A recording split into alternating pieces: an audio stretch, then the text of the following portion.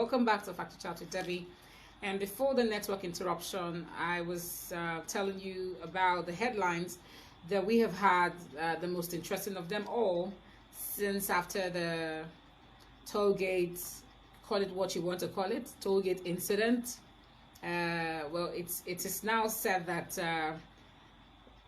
they are yet to get verification from family members that lost their loved ones, even though we know that we saw people bleeding on video shots while they were streaming live on that Tuesday night.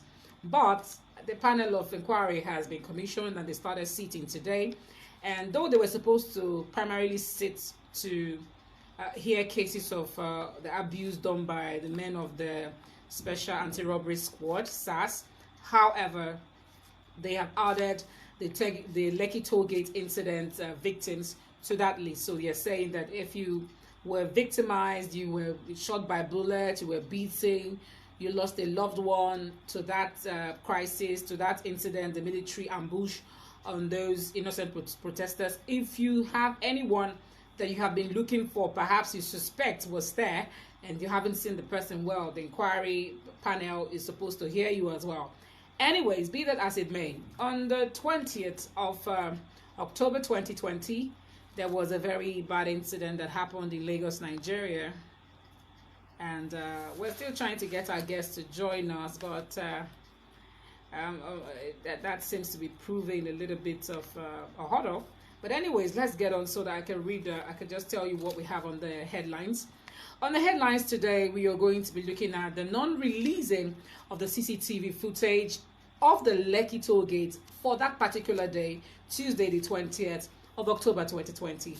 Now, Sanwo-Olu has actually said that he is in possession of the CCTV footage.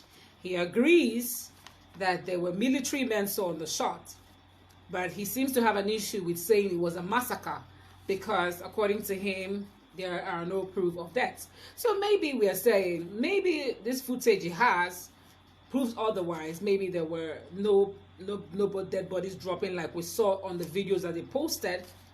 So why is it not being released? If that video being sent to the public can help clear a lot of doubts, a lot of fears, a lot of worries, you know, the ugly picture that was painted on that fateful day of what can be happening or what could have been happening out there at Lekki Tollgate. If the video he has is anything that can, you know, do good for the government, for people to get to believe that, oh, the government did not do all these things that they are saying they did.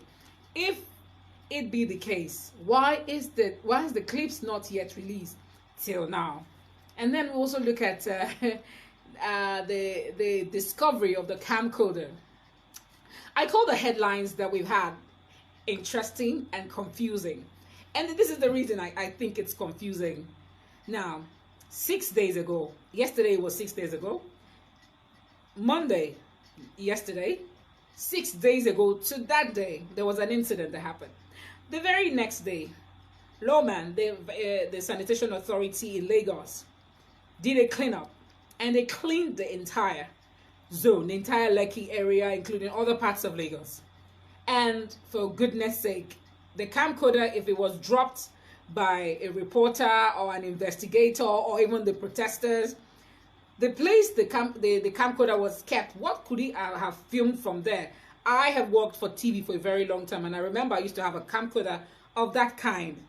I mean, it doesn't even have a wide angle range. You can't even shoot really far. And even if it can cover, how far can it shoot from the place it's being positioned? You will need to hold up a camera. Anyone with camera knowledge would know that it's just, I mean, I don't know what they're trying to achieve with that. Anyways, he found the camcorder that was just lying there unseen by every other person that has cleaned or that has come there to do anything. You know, all the people that must have come there, the military men that must have perhaps come again to see what happened there. You know, I'm going to call you shortly so that you can join in. Let me just give an introduction to what we're talking about. We have our guest here with us. He's supposed to be on video with us, but it's giving us a little bit of an issue to bring him on. He's NWIABU LEGBORSI. He's an international lawyer and, of course, public affairs analyst. He is someone that has a lot of international knowledge. He's satisfied. He's actually certified by a lot of international organizations as well. But he has an interest in Nigeria, and I've heard him talk about national issues on national TV, and I know what he can do. So he was just the best person I could think of to help me look at this interesting and confusing headlines. We're trying to look at them with the notion of, where are we at the moment? Why are they trying to confuse Nigerians? And then, what is the way forward? Can they actually, they keep saying, let Nigerians heal. How can you heal when there is no justice yet? Can they actually be healing without justice? Is it possible for Nigerians to heal without justice? Well, we'll get to find out more. I'm just going to give an introduction, and then I'll bring him on audio so we can have a good chat. It's Factual Chat with Debbie, and this show comes to you normally on Mondays and Fridays. But there's been network issues, but too much to talk about. And I said, okay, we're going to have a special edition today. And I decided to bring the legal practitioner to join us to talk about this. Now, let's look at the headlines again. Now, we talked about the non-releasing of the CCTV clips, claims to still be available by the governor of Lagos State, Babajide Sanwo-Olu. Sanwo-Olu says he has the clips, the CCTV clips that was claimed to have been removed, that it wasn't actually removed, that it is available, and he needs to use it for the panel of inquiry to do their job. And any rational thinker would say, if you have these clips with you, why don't you release it? Let us start judging first before the panel sees it. I mean, people pulled out what they could show as their proof. So if you have a counter proof, if your CCTV filmed something different from what was shown to the public by the people who were at the Lekki Tollgate, as you have claimed, why don't you show us? Then we look at the camcorder by our very own Minister of Works and Power, Babatunde Raji Fashola. We have a lot of respect for him. I mean, he did quite well as the Lagos State Governor and still trying his best in the Ministry of Power. He's a second timer in the ministry. He's been a minister over 5 years now. And he's someone that we have a lot of respect for. Now, Fashola decides to pay an inspectory visit to the site where this mayhem, or whatever they choose to call it, happened in Lagos State after 6 days of this incident. And he gets there, and there's this camcorder lying waiting for him to be found by him. I remember there was a cleanup exercise done there 5 days before he came. And I'm pretty sure that there was a lot of chaos there. There was a lot of stealing going on. People were picking things. People were destroying things, around that area. We heard reports of rampage destruction on the Admiralty Way in Lekki there that actually started from the toll gate. So are you saying that nobody else saw this camcorder? It was lying there all this while. It's possible. We can never say. Now, that's not all. He found it, and, he even picked it by himself. Is it a panel of inquiry by the federal government? Is he heading a panel of inquiry? Why would he even touch it? If there is an evidence and you see an evidence, you don't touch it. You're supposed to call in the authority to come and pick up an evidence that has been found by you, in quote. We go on to the next. It is said that there's, of course, the Freedom of Information stipulates that the media has the rights to say what they see, and there were videos. In short, as a matter of fact, I watched the Channels TV reporter transmit live from the Lekki Tollgate. On his body, there were even blood stains. He was trying to narrate to us that there were people here who were really, really injured. The scene, he didn't report what he didn't see. He reported what was happening live. I watched that report. And even the next day, people were angry that the reports were played down. People were angry that the reports were touched. They were too soft. They didn't paint the picture of what was actually happening.